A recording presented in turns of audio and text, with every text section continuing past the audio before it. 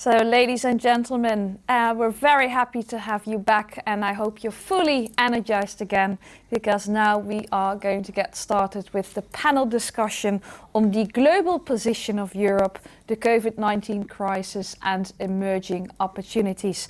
And for that, we have a great lineup of speakers. And what will this session be about? Well, I think a couple of announcements and speeches already this morning pointed into this direction, that the disruption of the global economy and society needs to be addressed in several ways.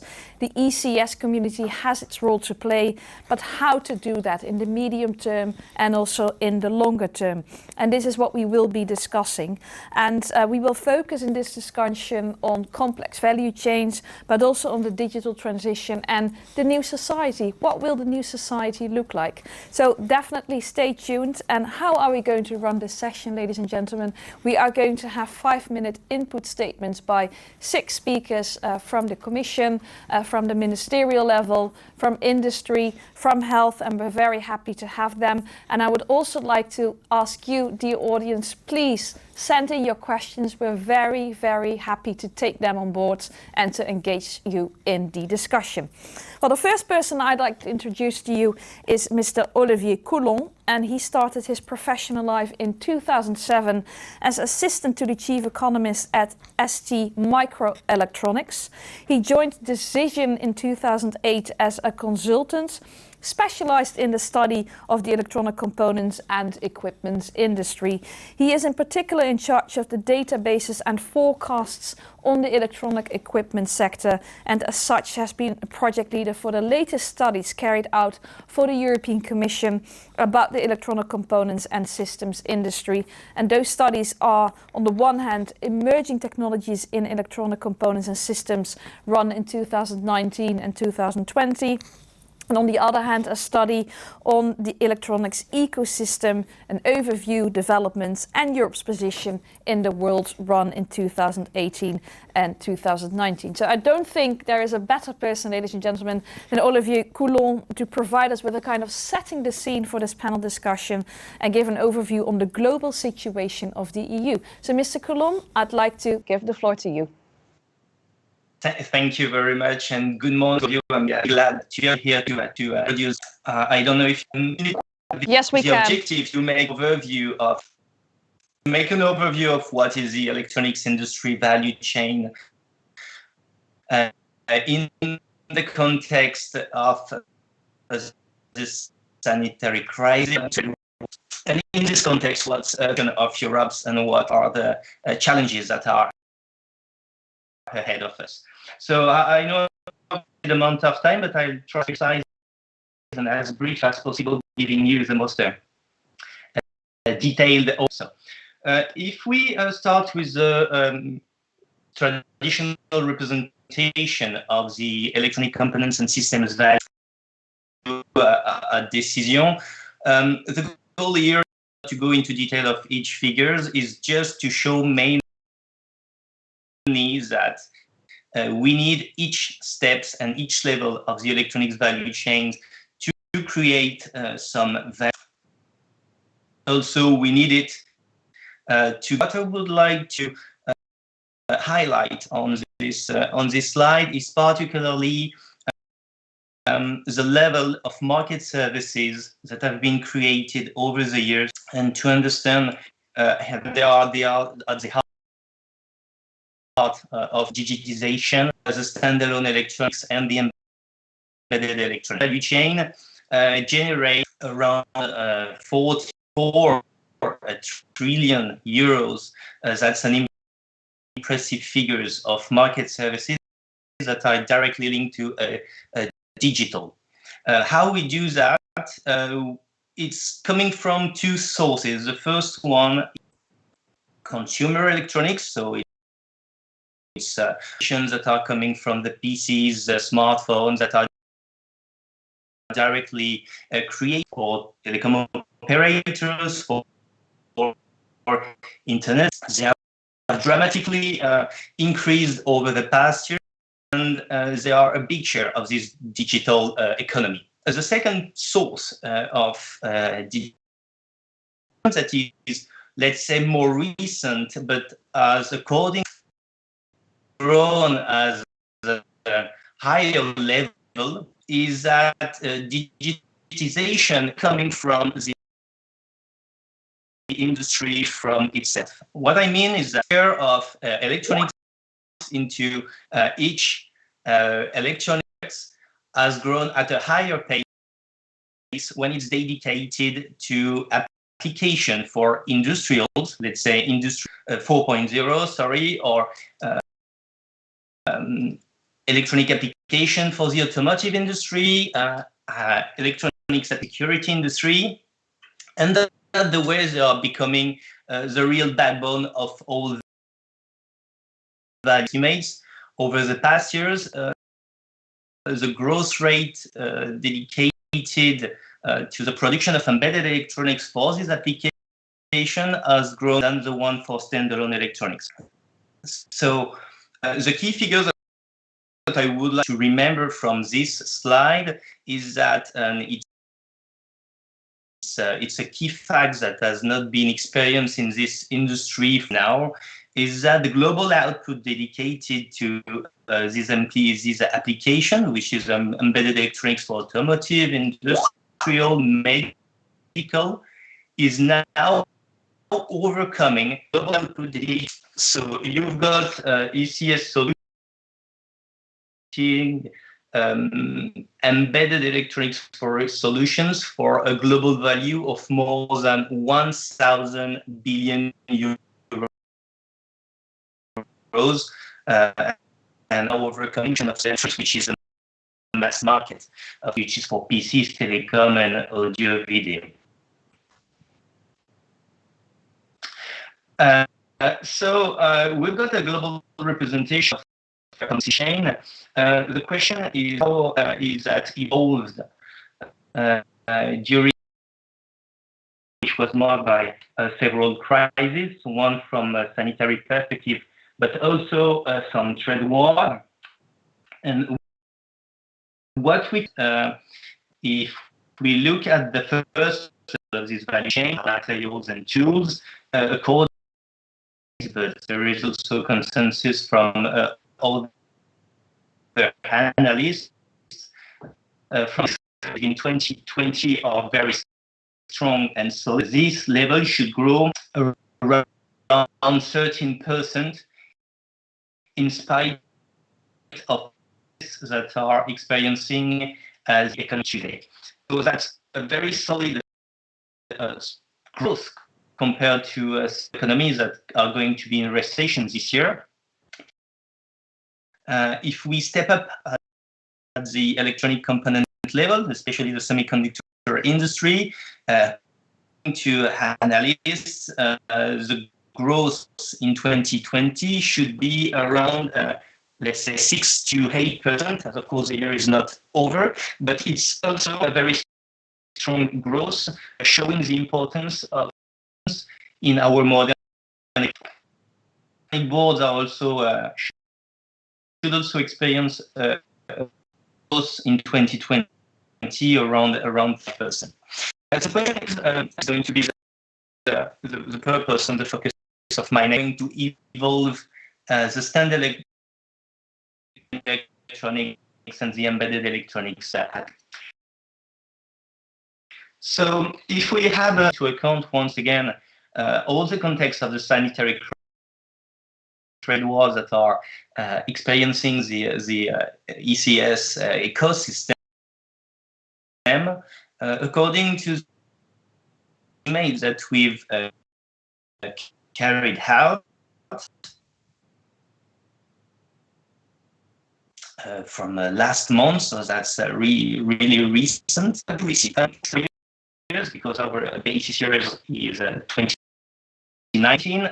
The average of electronic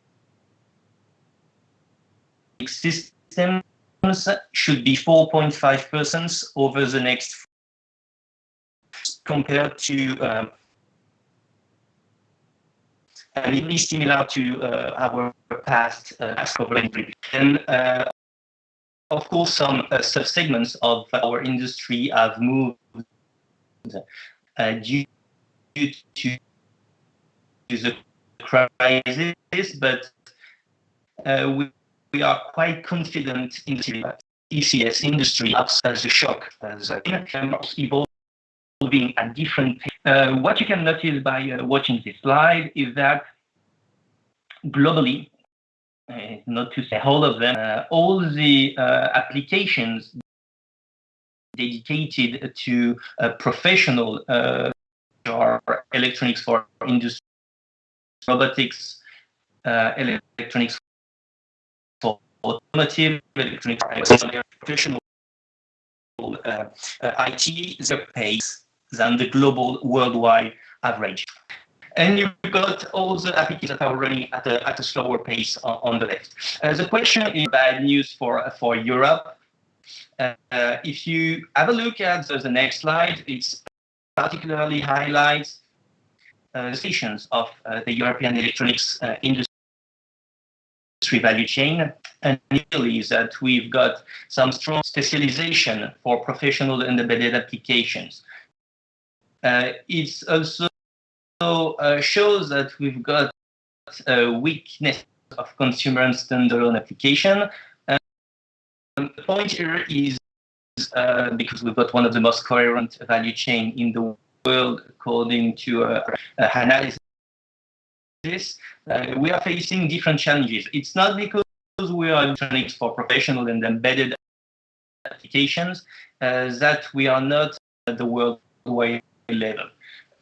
We are already facing competitions from China and the globally at the same levels than us in terms of electronics.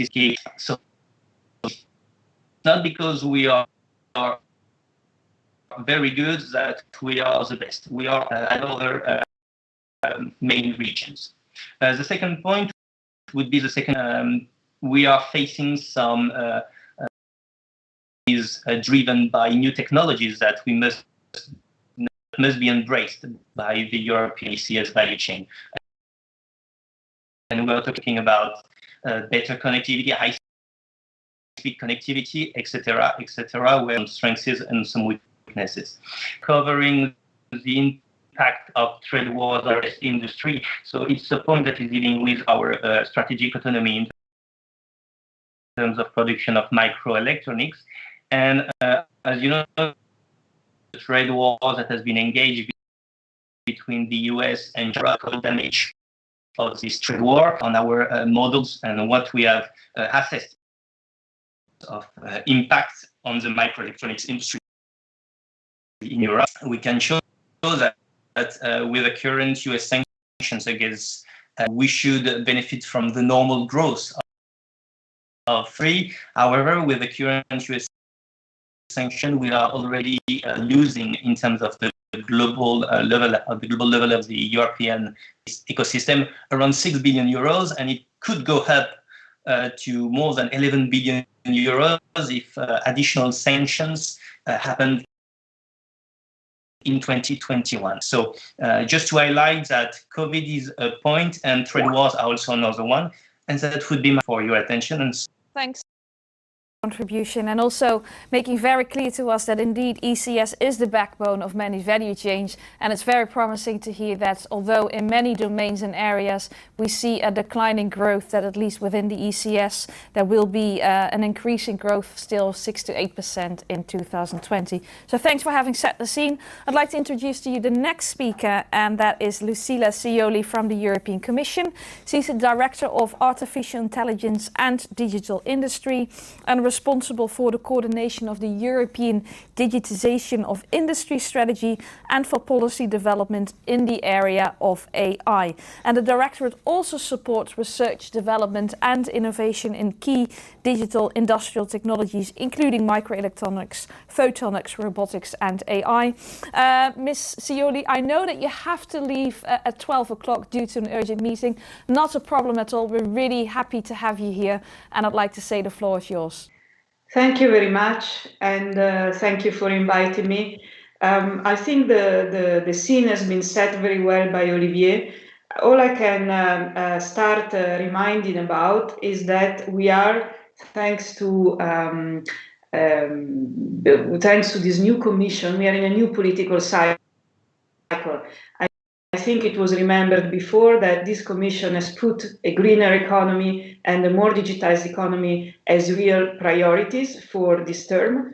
And then what the pandemic has done in a way has been to accelerate the digitization of the economy, because of course, as we all know, during the lockdown, as it is also now in Belgium, for example, we all rely on digital technologies to be able to work from home. So I think that we are nowadays talking about ECS, and we're talking about embedded systems in a moment which has already been described before, where the economy is transforming. It's transforming obviously because of COVID, but it is also transforming because of data. And this transformation of data, which comes also with a transition almost from the central cloud to more importance to edge computing, as it has been also explained earlier by previous speakers, is posing very interesting new opportunities for our sector. This is also happening in a moment where the geopolitical context is a bit complex, as the previous speaker, but this is very much the moment in which the European Union needs to reinforce its ecosystem, and we need to put a new focus on processors. We need to put a new focus on the value chain and on the elements of the value chain where that chain is actually weak. So that means very much in terms of design, in terms of production capacity, in particular fabrication at leading edge nodes. And we also need to be able to strengthen areas where we do have some capacities that just need to be strengthened. I'm referring in particular to the area of design, where we do have some growing companies, but where the market share is still very small. So therefore it is for us essential to strengthen our position in design and in IP. And an alternative for Europe to also avoid dependence from other regions could be, for example, to use open source architecture. For example, RISC-V, nowadays this is gaining a lot of traction. And open source has also the advantage of being very, very popular in academic environments, and therefore of bringing also the know-how and the skilled people that Europe has. That's another sector that Europe will have to strengthen, but certainly it would have a lot of advantages also for the participation of SMEs to our ecosystem. We also observe a growing need for higher performance processors in all the sectors, and we consider that we are well equipped in terms of strengths in Europe to face some of these opportunities. For example, we are very strong in the production of low power. We are strong in elements and components that safeguard security and safety, and also in real-time components. And this is all very relevant for edge computing. And this is also all very relevant to meet our technological ambitions. Before there was a talk about technological sovereignty, I also prefer to call it technological autonomy. And this is very much about our ability to develop technology that has the characteristics that reflect our European values. And I'm here referring to green, and I'm here referring also to trustworthy technology, by that I mean technology that respects privacy and safety and security.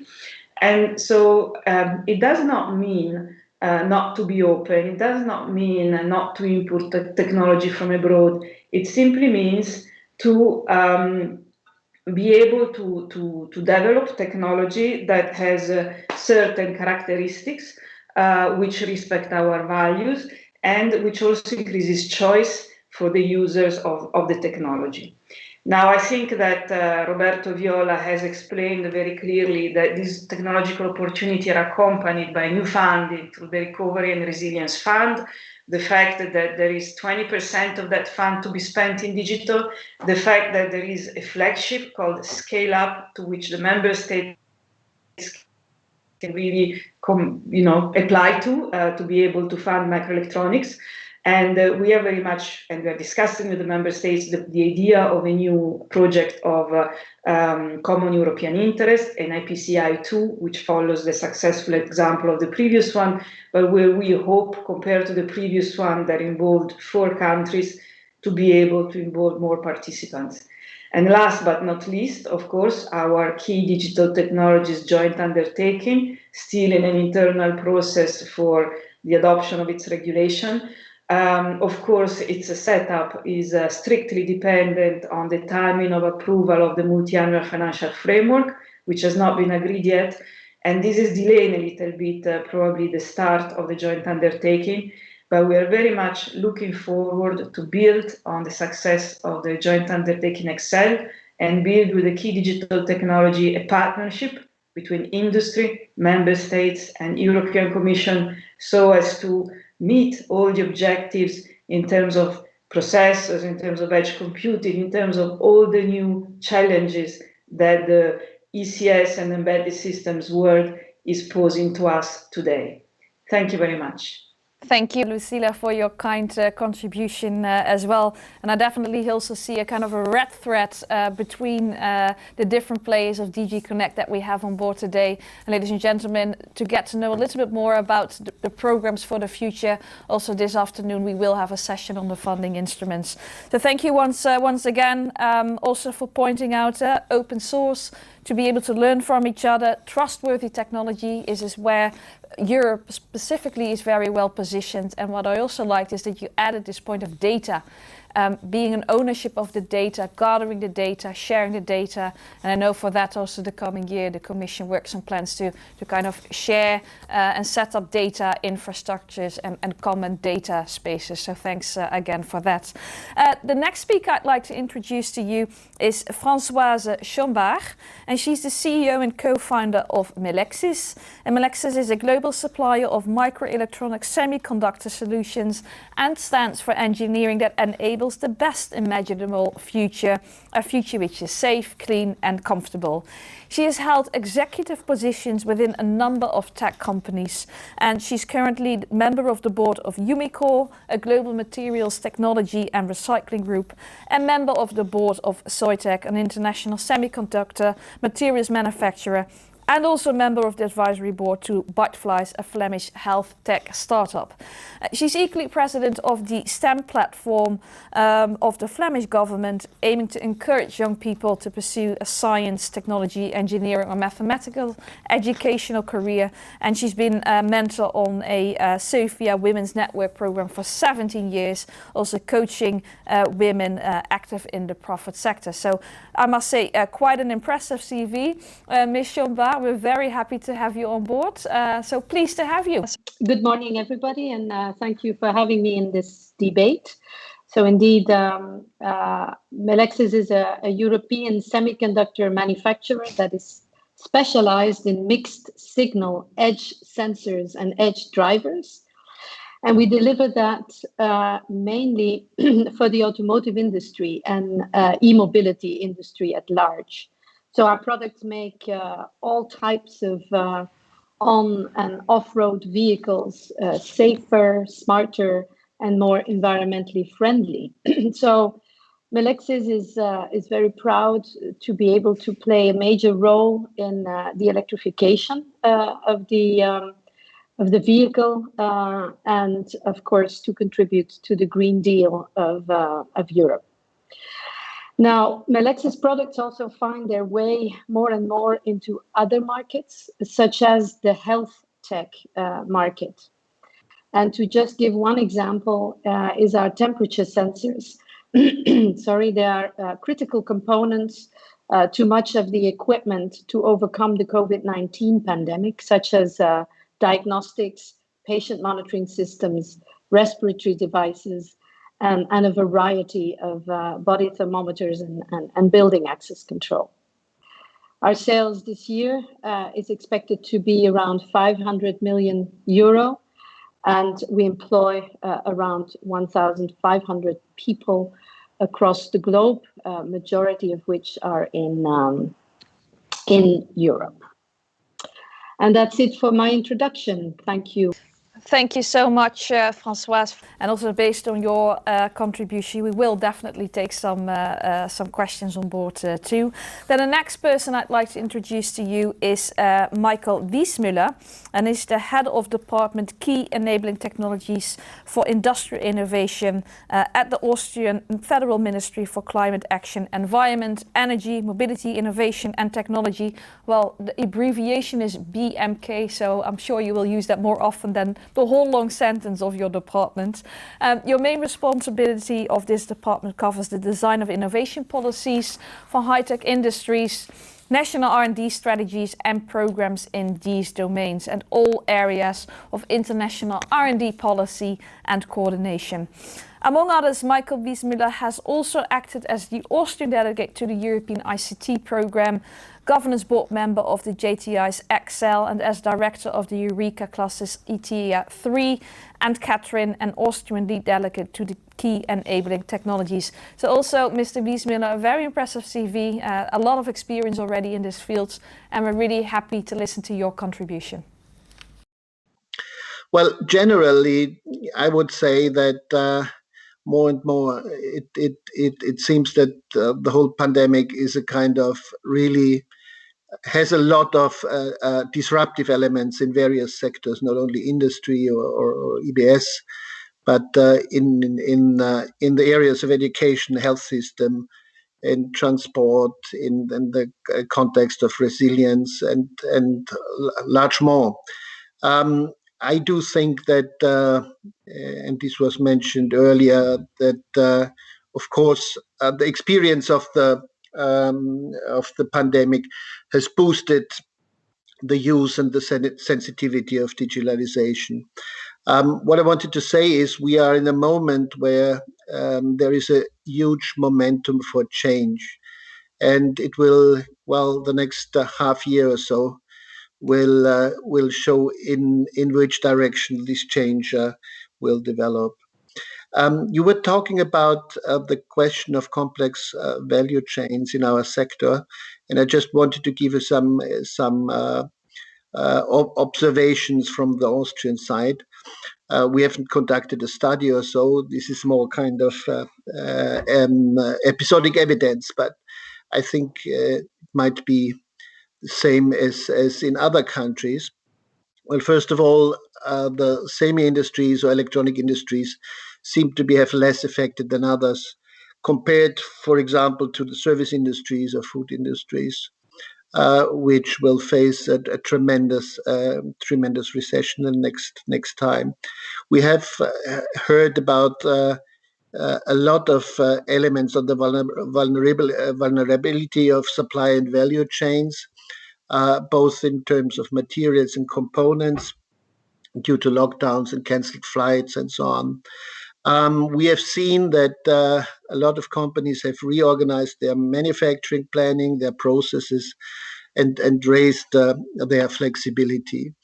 In our view, we do think that the recovery of the sector will, if there is any necessary, will come soon. Of course, there is this question of sales sector, like automotive and aviation. With respect to digital economy for the post-COVID area, well, of course, we will think that digital will help and benefit in all domains of the recovery. Definitely not only industry, but all other application areas, health, education, retail. The recovery might accelerate the plans for the between the transformation, green and digital. I do think that key digital technology should be at the heart of both. The focus on European value chains in critical domains are key for Austria. Of course, they could and should, why not, include global partnerships beyond Europe. Areas of high potential, we definitely could go into more details in the discussion. I just sketched some here on the slide. Edge AI, of course, anything related to embedded software to sensor systems to power electronics. And as Lucilla already mentioned, we are convinced that Europe has a huge potential with relation to the data economy and mainly industrial data spaces. With relation to the green recovery and the digital transition, I want to reconfirm that Austria is very much in favor of tripartite partnerships. We do think this is, really the best instruments that we have in hand so far. This is definitely characteristic of a mid-sized or smaller country. We do think the alignment between national and European strategies is key for the future developments. We do think that IPSA is just the beginning for European industrial policy. We are very much looking forward to development of further instruments. And with respect to the greening agenda, we do think that we are in the midst of, so to say, the best that we have in the toolbox. KDT is definitely one of the most powerful tools that we have to really address this. In general terms, I would say that KDT is not only green IT or green KDT, but it's KDT for green. And there might be hundreds of functionalities not even known at the moment, which have to be reinvented. Okay, I leave it here, but for the moment, just as an intro and some written formulas. Looking forward to the discussion. Thanks a lot. Wiesmüller for this kind first intro, and we'll pick up on some of the other points. But I can clearly see already that you're pointing out, just as Mr. Coulon did, is that KDT has been less affected by the crisis itself. So it would indeed be good to further focus on that because it has so much growth potential, and the applications are numerous also to support other sectors in Europe to flourish again, despite the crisis that they're facing right now. So the next speaker I'd like to introduce to you is Professor Shahid Ali, and he's Director of Dynamic Health Systems, and he's an experienced strategic clinical leader with a national and international reputation in how innovative digital innovations such as digital platforms, telehealth and telemedicine can enable the transformation of health and well-being services in populations. So as a founding member and director of Dynamic Health Systems, a company led by senior clinicians and technologists, so that's a very nice combination, he has contributed to developing the award-winning VitruCare patient engagement platform, which is being used by patients and clinicians to enable self-care to manage chronic diseases and cancers in a more engaged and empowered way by moving care delivery out of the hospital into the community with improved productivity and outcomes.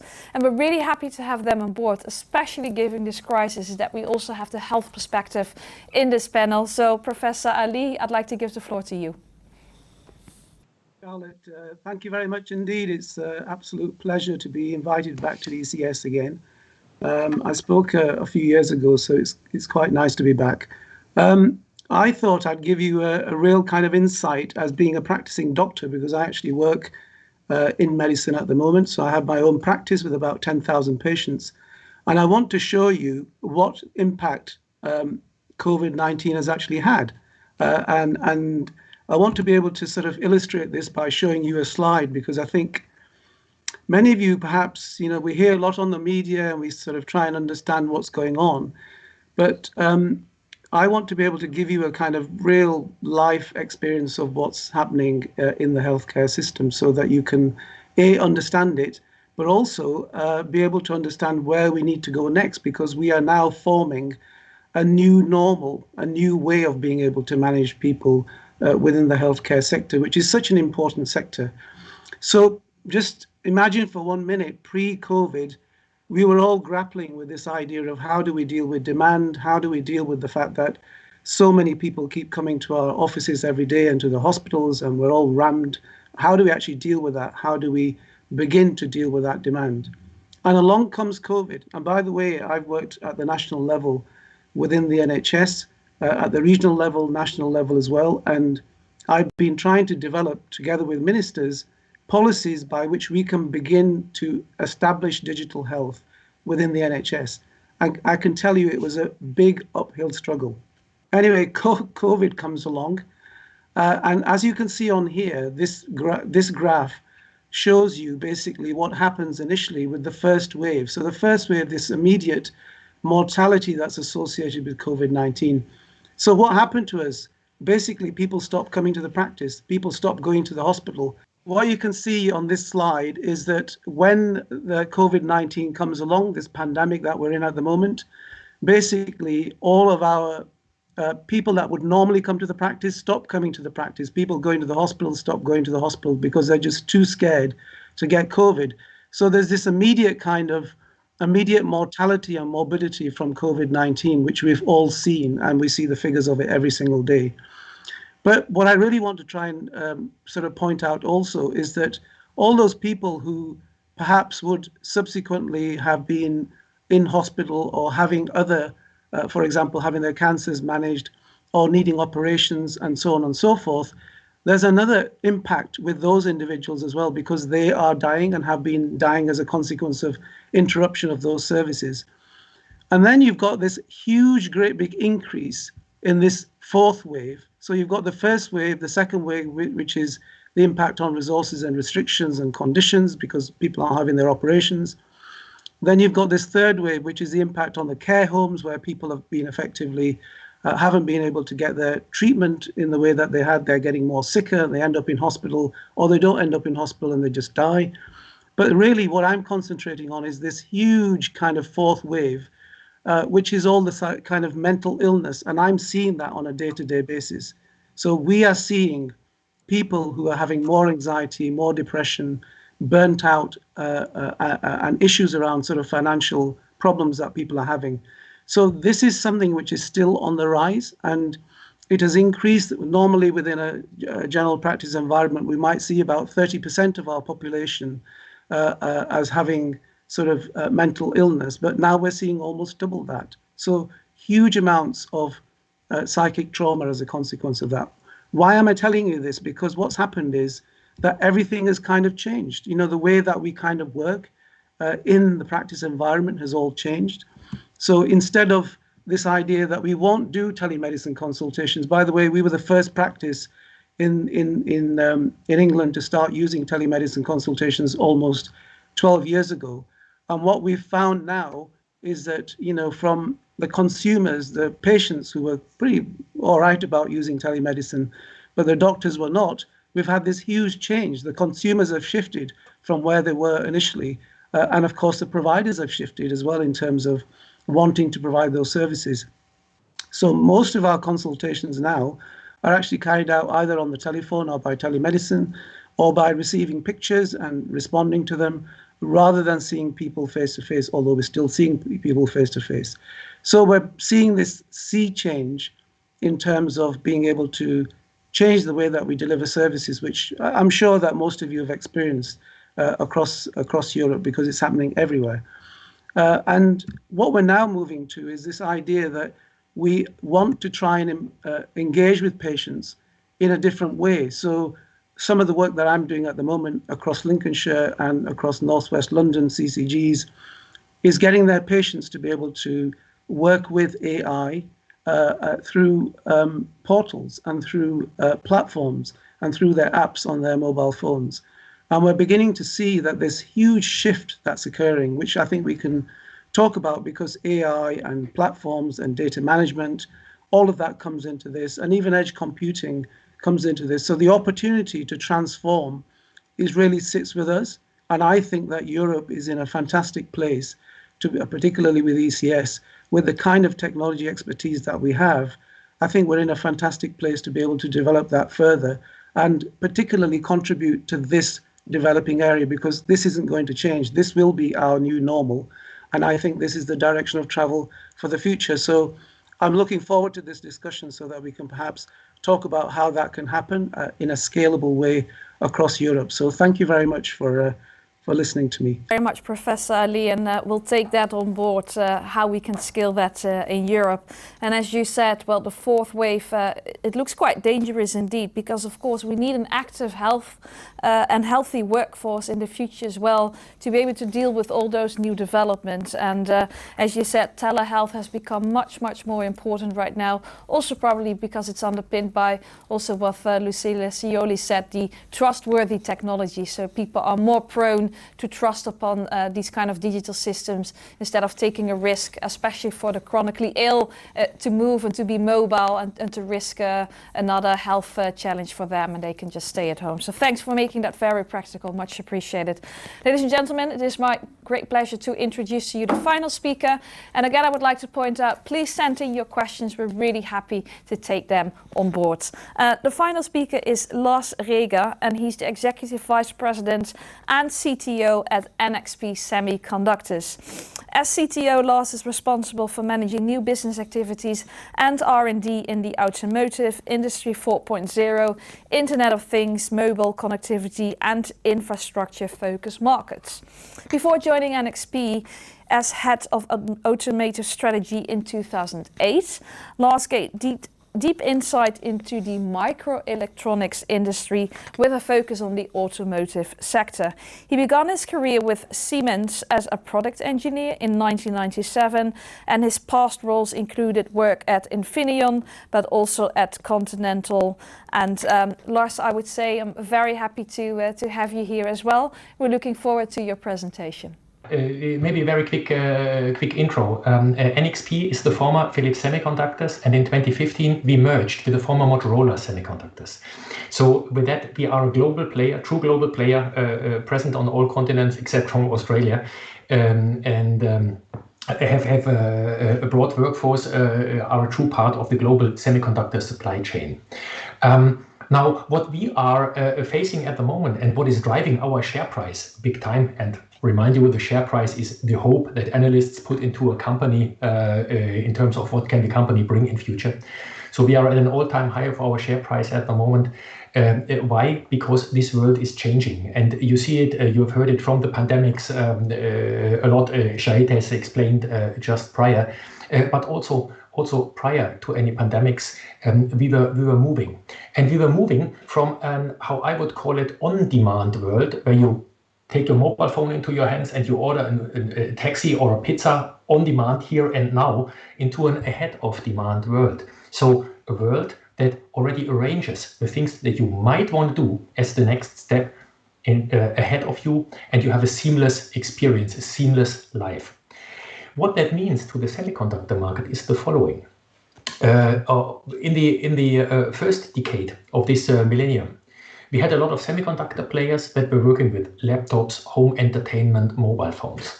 Pretty unattractive market for a lot of the companies.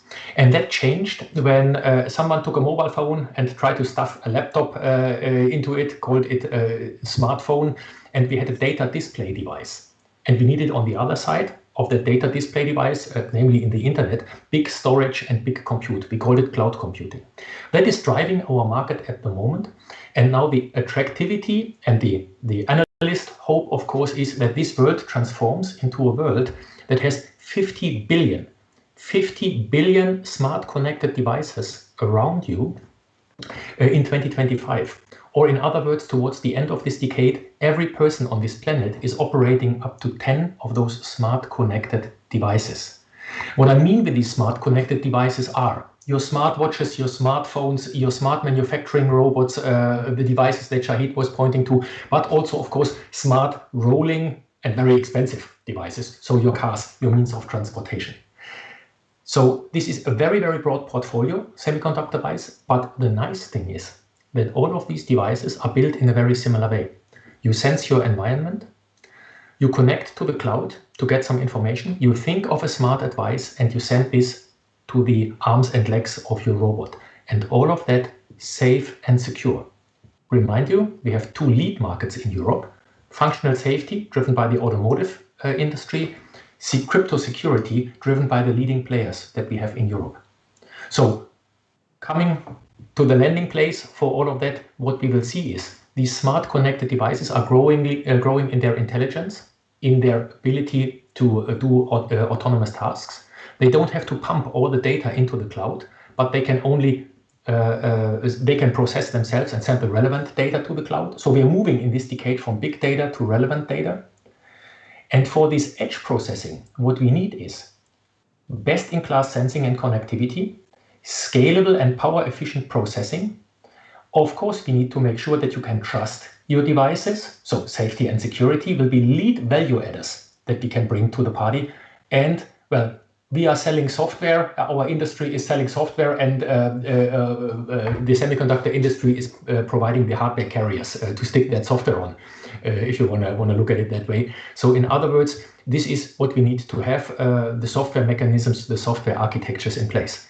We have leading industries in all of those areas, and we need, I would like, also for my kids and for your kids, to keep these leading industries. Thanks for that. And ladies and gentlemen, I think it has become clear that when we look at what should be the focus, that there are a couple of high potential areas that we should tackle perhaps more closely and better, not just as one member state, not just as one industry player, not just on the European level, but as an integrated whole. We talked about the processors, edge AI, sensor systems were mentioned, but also data, not just data, but relevant data that we should take on board. But of course, the question is how to do that. And I know, Ms. Sioli, you need to leave soon, so perhaps a first question for you. So what is really expected for a strong recovery, and how can the EU provide further support to this? Some elements before. With the Recovery and Resiliency Facility, which is a fund of more than 600 billion euros, which has been distributed to the member states to address the recovery, economic recovery. The European Union is given the possibility and the opportunity to fund many of the technologies that we have been discussing until now. In fact, this is a fund that the member states decided to use, in particular for 20% of the fund should be spent on digital. And the guidelines that were initially mentioned on the fund, there are very specific references to microelectronics. So now we are discussing with member states whether it could be possible to set up a new project for common European interest, where we hope to have participation of many member states, and which could address some of these technological ambitions. Of course, we also have the multi-annual financial framework, and later a colleague of mine will give you more information about the budgetary support. But there we have a new program, the Digital Europe program, which will also support microelectronics in testing and experimenting AI components, for example. And then Horizon Europe, that will support our key digital technologies partnership, which is very important because it brings in member states. And I want to remember that ECSEL, which is the current partnership, the current joint undertaking, was the first one in the Commission that saw the participation of member states and the industry together with the Commission. So a very strong collaboration between these three parties that I really count on for the future of key digital technology, which will be a very important complementary element to the efforts that can be and should be brought forward through the Recovery and Resilience Fund. Okay, thank you very much. So in that sense, you're setting up the kind of funding structures based on the policies that you've made. And my question then is mainly to the industrial parties in this panel discussion. So I would say to Professor Ali, to Mr. Rega and Ms. Chombar as well. Is funding alone enough, or what would you really need in terms of, for example, infrastructure, regulations? Could you lift the tip of the veil for me for that? Perhaps Professor Ali first. I think that's a really good question, because funding is one thing, but then you need to have some kind of structure as to how to be able to approach that whole problem and the whole issue and the challenge that we have in front of us. And I think looking at it from a health perspective, and I can comment on that because that's my expertise, I think that being able to start to use AI and blockchain and edge computing and looking at platforms and so on, and having the funding behind it so that we can understand what the processes are going to be in order to be able to get that fund and do it at some kind of scalable, innovative way has got to be the way that Europe will become more successful in the future, because we can't stop innovating. It is time for us to innovate in a way that perhaps we've never innovated before, because that is what will give us the edge over everybody else around the world. Because remember, this is an area, I mean, I go to China and see China, so much development going on in there, go to the US, wherever we go. But because I'm a European myself, I feel very strongly that we need to be able to have that kind of cutting edge. We've got the cutting edge technology. We have actually got it here. We just need to utilize it in a framework which enables that funding to flow through, but enables us to do it in an innovative and scalable way. So there isn't a kind of completely good way of doing it, but there is a good way of working together and in collaboration, being able to utilize that funding in a very constructive way. So I think that's probably my contribution that I'd make to this. But then we need a framework. Funding is one element. You already pointed to innovation. But of course, that has been around also for such a long time, because otherwise we wouldn't be so competitive. So Françoise Chombar, may I ask you also, what do you need next to the funding? I think Professor Ali is absolutely right. Health management and economic impact are in fact directly related. And I think the EU is already doing quite a bit. They could do maybe a bit more in aligning the different countries in the fight against the pandemic. I think it's a good thing that the EU is funding a lot of research into the vaccine. So that's extremely important. Should be safe and effective as well. And it's a truly important step that the European Union is also buying those vaccines. So because the economy can only truly recover when we get the pandemic under control. Now, I think what Melexis has not been a major user of funding as such, because it's hugely bureaucratic. So reducing the bureaucracy would at least make it easier on smaller companies, though we're not a small company, but in comparison with my colleague here, Lars of NXP, we're relatively small. But it's a huge effort for smaller companies to go through the European bureaucracy. So that's one thing. I think what I would caution also against is that whenever funding is given to a company, it should be a company that is healthy, and not to zombie companies, because then you're pouring it into a black hole. So I think that is a caution that the European Union should really look into.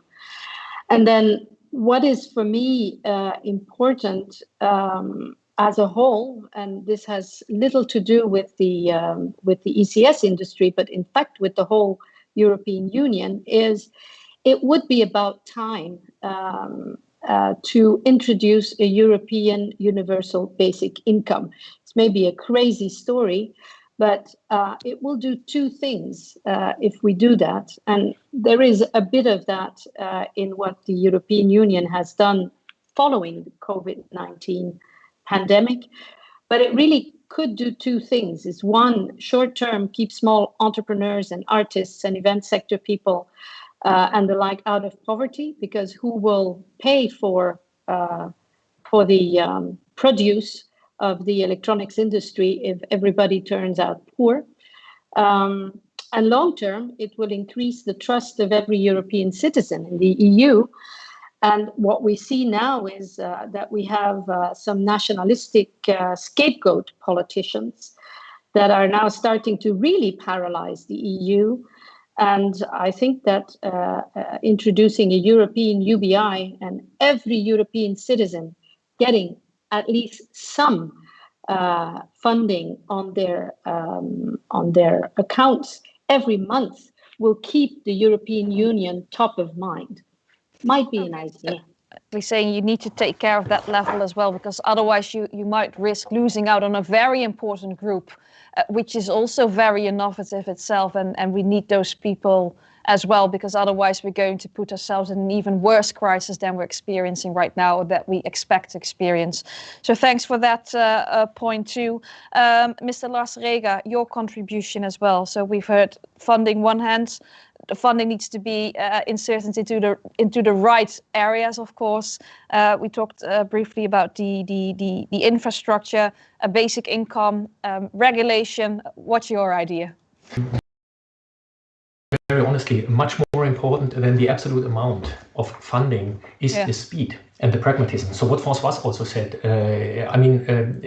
we don't need, for the early innovations, sorry for my wording, shitloads of money. We can discuss that later on for what we need to do for manufacturing and if we want to subsidize factories and so on. But that's not my paranoia. What I'm looking at is tech sovereignty leading innovation. And I'm pointing to things like we are doing 5 nanometer chip development for automotive. So really leading edge. We do this here in Europe. We are one of the top 3 companies who is equipping microcontrollers with AI and machine learning. We are looking into what's after 5G, so 6G. So really topics where we now need to say, okay, we group a few people together. This is smaller subsidy and innovation and R&D programs. This is not billion-dollar programs, but they have to be fast, because for those topics, we are on a global competition. And I mean, yes, I'm European and I'm fighting a lot to get this anchored. We have the super researchers and specialists in Austria, in France, in the Benelux countries, in Germany. I mean, we have that ecosystem and we can use it. The only point is I'm competing against the US and Asian locations as well. And they are faster with the first and early seed money to get teams going. And if we are anchored in one place, then lift a train from the one rails to the other rails. So for me, this is pragmatism, speed, and I mean, Françoise has pointed to a couple of topics. An early health check. What is your return of investment for a European Union? Is this a catastrophe if you pump money into that area? Is it a competition issue? No. Okay, let's get going. Be fast. I mean, that is for me the thing that we have to do. Okay, I think it's very important that you pointed that out. Without speed, I mean, there's so much that you want to do, but then every part of the chain, of course, should work together to be able to do that. So what you're also saying that yes, so nice that we have funding, but don't make the processes, as Ms. Chombar said as well, too bureaucratic, but we want to push through very quickly. And also in terms of regulation, everything should be put into the right context to make this possible, because otherwise we will lose. And ladies and gentlemen, we also have some questions coming in from the audience, so thank you so much for that. And those questions are also related to the competitiveness and also the relationship to other continents. One question, seeing a world with 3 blocks in electronics. We have the US, we have China, and we have the EU. How do we ensure leadership of and access to US and Asian markets for our EU products? Perhaps Mr. Wiesmüller, you could take that question first, because you talked about value change in Europe, super important, but you're also trying to say, okay, reaching out to other continents in global partnerships as such. So what is your vision on this? Well, okay, this is a hard one and a very general one. Well, of course, what we are facing, and I think, well, anything related to digital is the main example that technology has a geopolitical component, and it's becoming so important for our economies that geopolitical aspects are of tremendous importance. In general terms, I would say, or a little bit reflecting on what have been said already, I think we should be more confident with relation to our strengths that we have in Europe. And well, in conferences like this, discussions like this over the decades, we have discussed about, well, we are lagging behind here, we are lagging behind there. Well, we have a little bit forgotten to focus more on what we really have in hands. and how powerful in terms of knowledge, in terms of companies, in terms of even entrepreneurship Europe in reality is. There is this old quote, I want to repeat it because it's nice. Europe is very good in transforming knowledge into money, but it's bad in transforming knowledge into money back again. So, and this definitely is a kind of topic that we should address. In terms of these geopolitical perspectives, I would say two issues. The first one is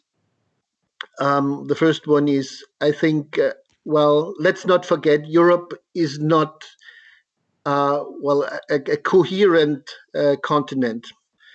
Has the same coherence as China or as governance board of KDT. I know how complicated it is to come to a decision upon this or that. So we have 27 member states discussing on this. In the US, you have more or less one instance, and in China, it's even more. So Europe is Europe is a project. Still, it's a project, and let's not forget about this. This is not when we talk about China and US. It's not the same situation, and it's important to understand. And this was also reflected by Françoise, for example. It's decisive in what shape Europe will be in the next years. The second issue that I wanted to, a little bit demonstrate a little bit more, I wouldn't say, or let's try to reflect a little bit more on this. Is it really US, China versus Europe, or is it US, China, and Europe is representing the rest of the world? So Europe is a kind of model how the world could function without those two polars, US and US and China. The environment of KDF of the DR. That several countries are very interesting in looking at Europe and trying to understand if this European way could be a kind of global way, a way which is not European, which is not US dominated, and which is not China dominated. Okay. Thanks for this contribution, Mr. Wiesmüller. Points taken. And of course, Europe doesn't want to be too much squeezed in the middle, but to really kind of fare its own strategy.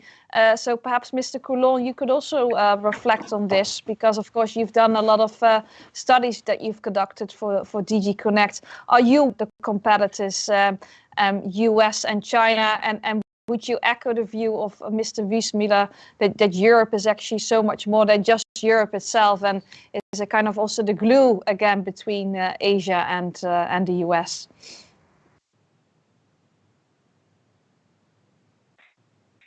Yes, I quite agree with Mr. Wiesmüller saying that Europe must be ambitious in knowing its strengths, but I don't want to be too by saying that we are also engaged in a global competition, and it's a fierce one. As I started trade wars, the world is not as open as it used to be in the past. If you create a product in Europe by spending a lot of innovation, time and efforts, and you cannot produce it, or your competitiveness is blocked due to extraterritorial laws, as it's done by the US right now, it's a little bit not pointless, but it's not the world that we used to know, in fact. So the second point I would have to highlight is that we have strengths that are right now clear in terms of automotive, in terms of industrial, which are key because there are some room to create some added value in terms of digitization, and there are other to achieve the goals in terms of green deals and to strengthen the competitiveness of Europe.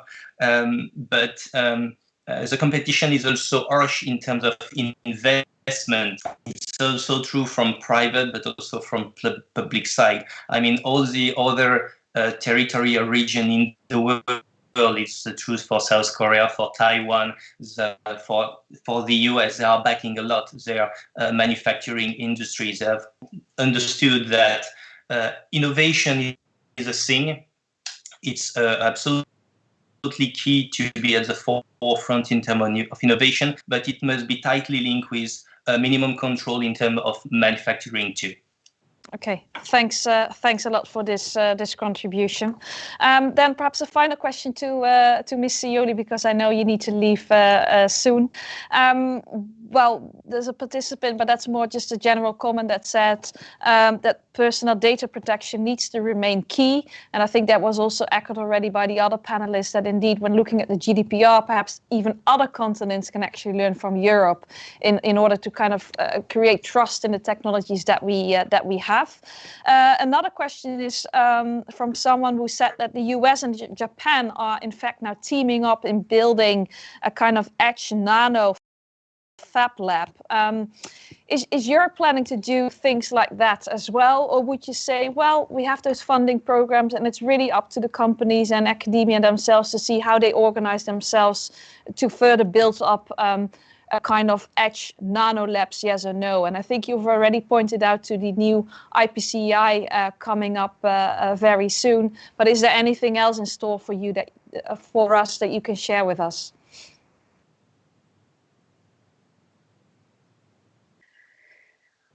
Well, the idea of becoming stronger in terms of production and fabrication of components is a very good idea. I mean, we certainly have this ambition in the European Union as well.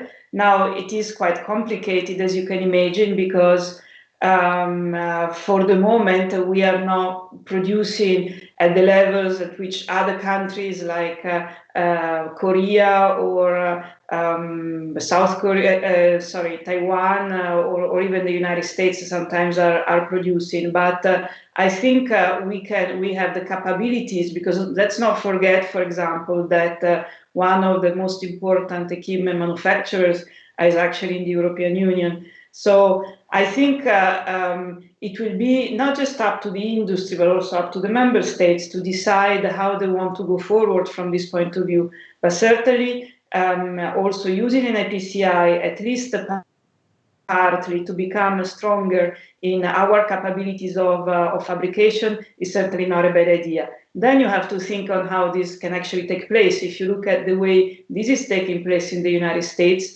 is more about companies from Taiwan, for example, moving to the States and bringing, using technology transfer, for example, to strengthen the capabilities in the United States. We are only at the beginning of this kind of discussion. And as I said, we are discussing in Council with the member states. We're also discussing with the industry and see what their interests are. I'm sorry to hear that our efforts are considered bureaucratic and slow. I just want to remember to companies that the national reform plans of the member states, if they want to use the recovery fund, are being drafted now. So you have to be fast in speaking to the representatives in your countries and discuss possible investment projects with them if you want them to be represented, because they have to be submitted in March. So all this is actually very fast. So I just invite you to reflect more about that and to really take serious action about discussing with your governments on the use of this funding. Okay, thanks a lot. Appreciate it. And good luck with your meeting. It was lovely having you, Ms. Sioli, on board. Thanks a lot. Okay, so we've got about 10 minutes left. I've got a couple of questions for you as well. As a small recap, we've already identified those areas where Europe should focus on, the processes, edge AI, data, sensor systems, and so on and so forth. And I've got a question coming in. We've barely discussed quantum computing. Do you have a vision on quantum computing as well? Lars, perhaps. See, you've already unmuted yourself. You're very, very fast. What's your vision on that? Two topics. Of course, I do not expect to sell quantum computers in the next decade, right? So from a semiconductor point of view, Françoise and myself, I mean, we start counting when we are shipping more than 500 million devices, right? So that is the fun of a semiconductor maker. But on the other hand, we have, of course, our autonomy electronics, our AI electronics, our ECUs for cars or for other settings that can be used for steering quantum computers. What are quantum computers very often today? I mean, you try to trap one atom, cool it down and keep it under control and so on. So these type of electronics we have. But what is more important for me is I need to make sure that I have post-quantum cryptography enabled systems. In other words, all your banking cards, NXP is selling 80% of all chips in biometric passports. These things can be hacked with a brute force quantum computer. Therefore, our scientists are working on having robust systems that are robust, cryptology-wise, robust against this hacking. I'm selling already today chips similar to the chip of the German passport, just to name one example, that have post-quantum cryptography systems on board. So this is really revenue as we speak today, and especially in our site in Gradkorn, close to Graz in Austria, in Hamburg, in Belgium, but also in Eindhoven. We have researchers under my wings working to get post-quantum cryptography into the market. So big knowledge base for Europe, and not directly a great semiconductor market, but indirectly a fantastic incubator field, I would say. Okay, thanks a lot for this very clear explanation. Perhaps Ms. Chombar as well? Quantum computing? Well, we're not so much in those areas because, as I said, we are in mixed signal. Yeah. So we have much more analog than we have digital. But I think it's important here to, and I think that Lars mentioned it well. We really should not necessarily have everything and catch up with everything, but rather focus on our strengths and not try to copy paste. And it is sufficient if you have only one critical element that you're great at, and then others have difficulty replicating, and that's how you that's how you stay relevant. And I think some of the things that we're really good at in Europe is the combination of a couple of strengths. And I would like to second what Professor Ali has said. In fact, if you look at health tech, there is a large important part of microelectronics and nanoelectronics that is needs to be used in there if you couple that with data, because it's really in the crossovers of disciplines that the largest form of innovation happens. So, and the other thing is we should really keep what we have. And for example, we have great equipment makers, such as ASML, and those we should cherish. But there are also things that we can do in specialized microelectronics, heterogeneous integration, photonics, and AI techniques. So it's in the combination of those that I think we can play a role. One last thing that I'd like to add is, and it's important, I think that we're talking about funding, but I think that the EU should first and foremost create a fair marketplace and protect European entrepreneurs against dumping from the outside. Exactly. Thanks for that point. And there's also something I asked at the beginning, what's more and what is needed apart from the funding. But of course, without a level playing field, it's very hard to stay competitive. I have a raise your hand button has been pressed by both Mr. Wiesmüller and Professor Ali. Mr. Wiesmüller? Yeah, thanks a lot. Well, just a short remark. Let's remind that the quantum topic is already on the agenda. Probably not strong enough, but and I speak as an Austrian with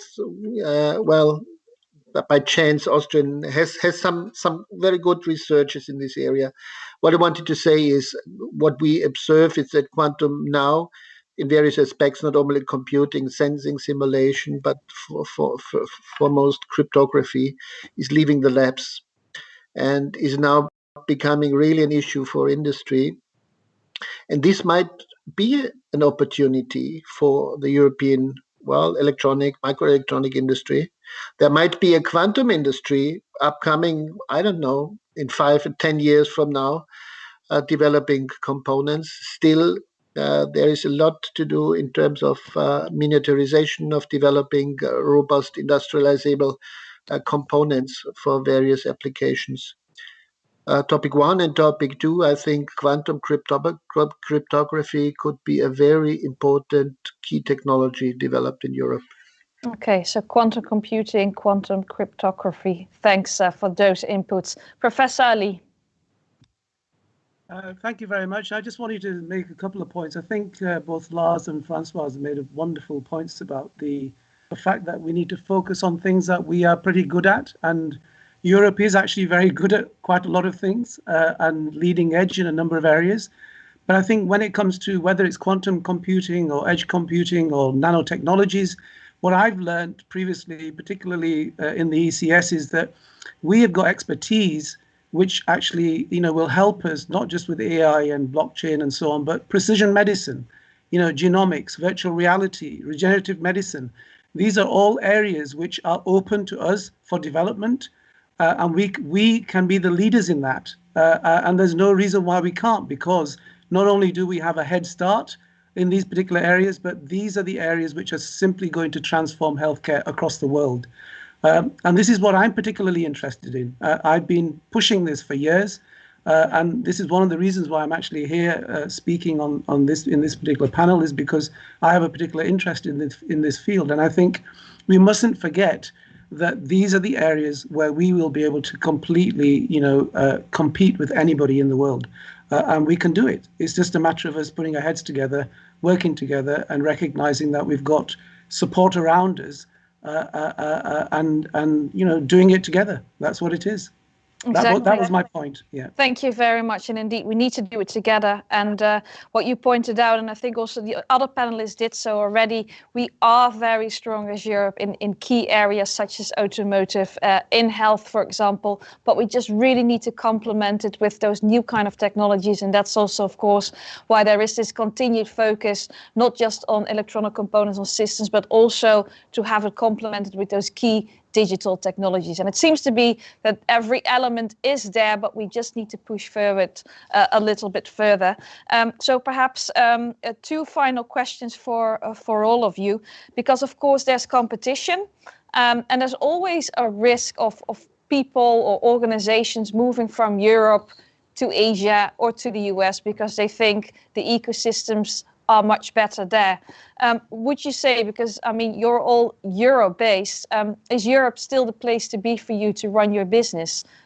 Lars Reger, can I have your opinion on that? Yeah, absolutely the place to be. And with so what has COVID taught us is basically that you can work anytime, anywhere. And with that, I would say, yes, Europe is a great place. And the thing that we did not touch upon prior is Europe can position itself as the neutral country. Look at the RISC-V consortium. It moved from the US into Zurich, Switzerland, just to show to the world that they are in the most neutral or neutrally perceived country on the entire globe, just to be agnostic and open to everyone. Talking to my Dutch colleagues, they tell me, Lars, we have always been a pretty small nation, but we have been always a good tradesmen and had arranged with all and everyone. So, that could be a European recipe for success, especially in a global supply chain. We have no chance over the next decade to separate this. And therefore, I would say absolutely yes. Yeah.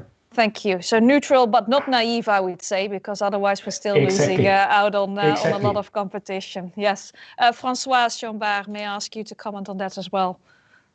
Yeah, I would fully second what Lars just said. I think and I'd like to add something to Mr. Wiesmüller. Yes, indeed, Europe is not a very coherent or not seen as a coherent story. But I think it's because we focus too much on what divides us or where we are different, which is, by the way, a riches. It's definitely not a problem to have different advantages. We should not focus on what divides us, but rather on what binds us. And the common goal is indeed to have prosperities in all the countries. And Eastern Europe we seems to slowly forget that that the fact that the wall fell and that we could unite has brought them prosperity. And I think it's important to fend off the divide et impera actions that the two other blocs are doing. But indeed, we should be a bit more strong because we have a huge consumer market. It's a huge power in the world, and we're not using that sufficiently. Okay, so if we have this huge consumer market, we don't have a time to really discuss that. But for that, we also have to listen very carefully, of course, to the end user to really have this consumer-centric innovation that we need to implement. So point taken, Françoise. Thank you for that. Then Mr. Wiesmüller, how to keep Europe in a global and leading position? What is needed for that? Well, I would say definitely more cooperation, a stronger Europe in terms how we cooperate, how we work together, how we share our resources, our ideas, our strategies, anything. And I think, well, there's still a long way ahead of us. And the last decade wasn't so, well, a European one, I would say, or a strong European one. Probably the whole situation now with COVID gives us, as I said, a momentum for change and will help us. In more technical terms, I would say, and would conclude this, we were talking about confidence, and we have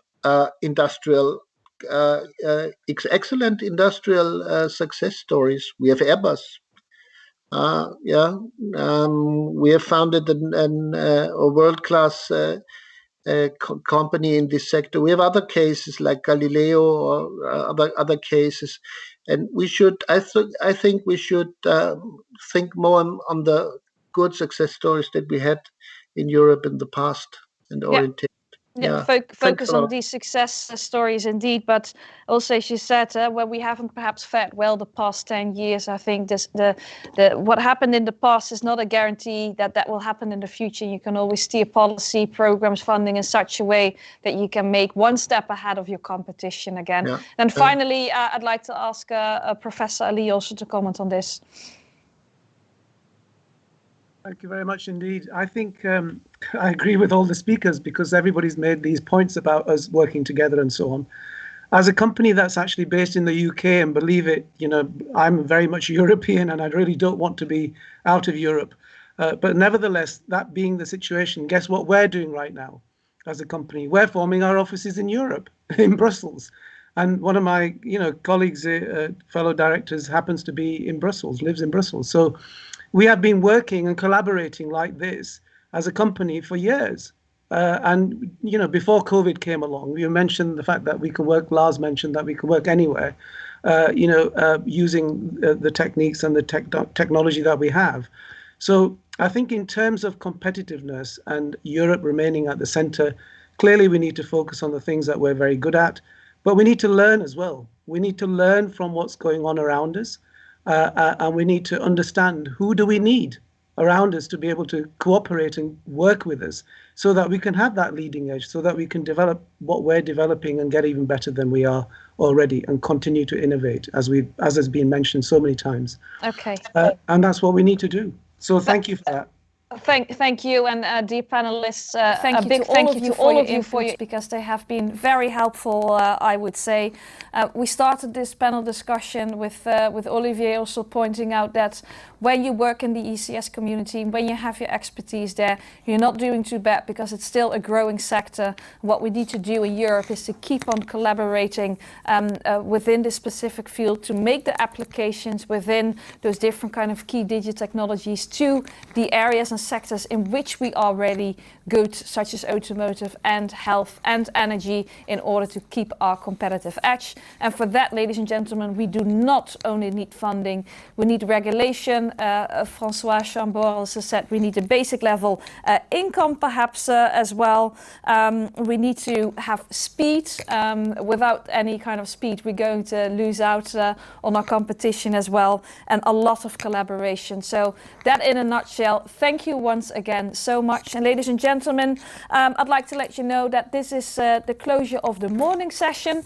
You're more than welcome now to join the exhibition. And as said at the beginning, we have more than 95 exhibitors. So please have a look, enjoy your lunchtime, and I would be very happy and pleased to welcome you back at 2 o'clock when we'll have a session on the different funding instruments. We can tell you more about that right then. So thank you so much for this morning and look forward to seeing you later.